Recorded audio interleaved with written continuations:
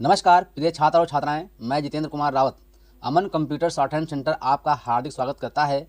जो छात्र और छात्राएं सिंह प्रणाली शॉर्ट हैंड पूरी किताब पढ़ चुके हैं और उस किताब के मैटर की भी शॉर्ट हैंड डिक्टेशन स्पीड बना चुके हैं और उन्हें अधिक शॉर्ट हैंड डिक्टेशन स्पीड बनानी है तो संपर्क करें, क्योंकि हमने रामधारी गुप्ता की किताब में से 203 पेज डिक्टेशन के लिए हैं, जो प्रत्येक पेज में 400 शब्द हैं, जिनका डिक्टेशन 60, 80, 100 व 120 शब्द प्रति मिनट की स्पीड से 400 व 800 शब्दों पर दिया गया है।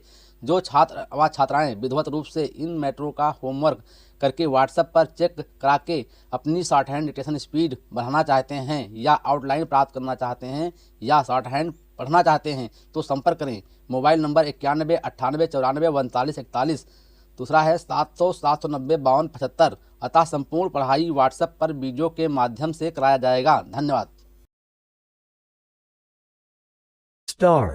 अध्यक्ष महोदय, मैं आपका आभारी हूँ कि आपने मुझे बोलने का अवसर दिया। इस देश के वर्तमान भारी संकट के समय में और विशेष रूप से उस समय जबकि हम लड़ाई से अभी निवृत्त हुए हैं और आकाश में लड़ाई के बादल दूसरी तरफ से आने शुरू हुए हैं।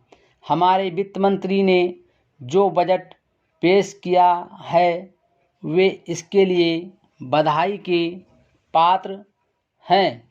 यद्यपि भिन्न भिन्न पहलुओं को लेकर आलोचनाएं की गई हैं, लेकिन यदि उनकी कठिनाइयों को भी देखा होता कि राष्ट्र को किन किन संकटों का सामना करना पड़ रहा है, इस बात पर भी अगर मेरे से पहले बोलने वाले वक्ताओं ने विचार किया होता तो मेरा विश्वास है कि उनकी आलोचनाओं का आधार कुछ दूसरा होता।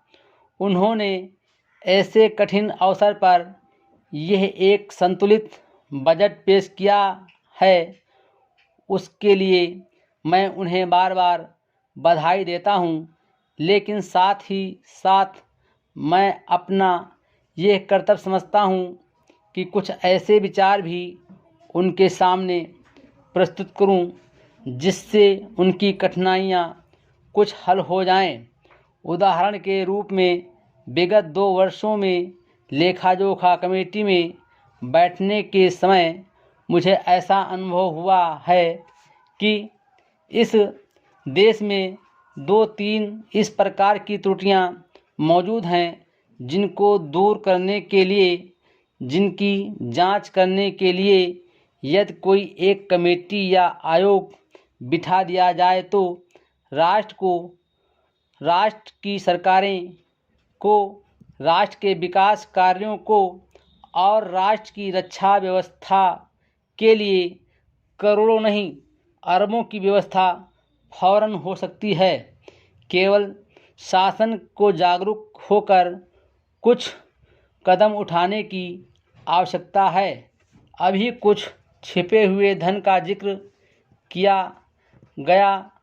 सरकार ने भी समय समय पर ऐसा आभास दिया है कि इस देश में लगभग 30,000 करोड़ रुपये का छिपा धन मौजूद है। स्वयं में समझ नहीं पाता हूँ कि जब सरकार ऐसा अनुभव करती है तो इसकी व्यवस्था करने में उसको दिक्कत क्या आ रही है। ऐसा मालूम होता है कि कहीं इच्छा शक्ति की कमी है। भारत की इस सरकार ने अपनी शक्ति का ठीक से उपयोग करके इस दुश्मन के दांत खट्टे किए, जिसके की ऊपर विश्व की शक्तिशाली और इंग्लैंड जैसी शक्तियों का अटूट सहारा था और जिसको कि उन्होंने हमारे विरुद्ध उकसाकर खड़ा किया था और अपना पूर्ण सहयोग दिया था। अध्यक्ष महोदय, मानव संसाधन विकास मंत्रालय की मांगों के संबंध में बोलने के लिए मैं खड़ा हुआ हूँ। शिक्षा की पद्धति के बारे में, उसमें परिवर्तन लाने के बारे में, इस क्षेत्र में हमें जो असफलता हाथ लगी है उसके बारे में अभी मेरे मित्र ने बहुत कुछ कहा है। दुर्भाग्य की बात यह है कि देश में सभी लोग ये मानते हैं कि शिक्षा में प्रगति नहीं हुई है।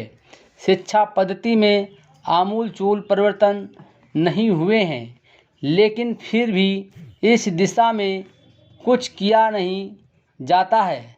ऐसा प्रतीत होता है कि इस विषय में कुछ भी करने की स्थिति में हम नहीं रहे हैं। स्थिति ज्यों की त्यों चली आ रही है। इतना होने पर भी शिक्षा की मद पर होने वाला जो खर्च है और जो उसके लिए धनराशि आवंटित की गई है वो भी बहुत थोड़ी है। लेकिन उस पर न जाकर मैं आपका ध्यान इस ओर दिलाना चाहता हूँ कि मर्ज बढ़ता ही गया। ज्यों-ज्यों दवा की वाली कहावत ही आज चरितार्थ हो रही है। जितने ज़्यादा आयोग और समितियाँ बैठी और जितनी ज़्यादा शिक्षा पद्धति के बारे में छानबीन की गई, उतनी ही ज़्यादा बीमारी बढ़ती गई। बीमारी का इलाज न होकर और भी खराबियां पैदा होती गईं। अभी मेरे मित्र ने माननीय मंत्री का ध्यान एक रिपोर्ट की तरफ दिलाया था। इस तरह की बहुत सी रिपोर्ट हैं। अभी सदस्य महोदय भी एक रिपोर्ट का जिक्र कर रहे थे। रिपोर्ट तो बहुत सी प्रस्तुत हुई हैं, लेकिन मंत्रालय ने उस पर कभी कार्यान्वयन करने की दिशा में कोई दूसरा कदम नहीं उठाया। अपनी इस हालत को उन्होंने इसी सदन में स्वयं स्वीकार किया है। अपनी व्यवस्था को उन्होंने स्वयं यहाँ प्रकट किया है। इस विषय पर और अधिक न कहकर मैं आज के दिन मानव संसाधन विकास मंत्रालय का ध्यान दो विशेष विषयों की तरफ दिलाना चाहता हूँ। पहली बात तो मैं हिंदी के बारे में कहना चाहता हूँ। मंत्रालय का काम हिंदी का प्रसार और प्रचार करना है। हिंदी हमारे देश की राष्ट्रभाषा है। संविधान ने उसको राष्ट्रभाषा का स्थान दिया है, लेकिन हिंदी को वो स्थान अभी तक भी ठीक से प्राप्त नहीं हुआ है। इसके कई कारण हो सकते हैं। एक कारण हिंदी प्रेमियों का अधिक उत्साह हो सकता है।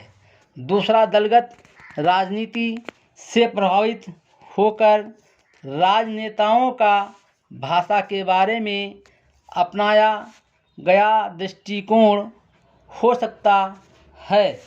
Full stop.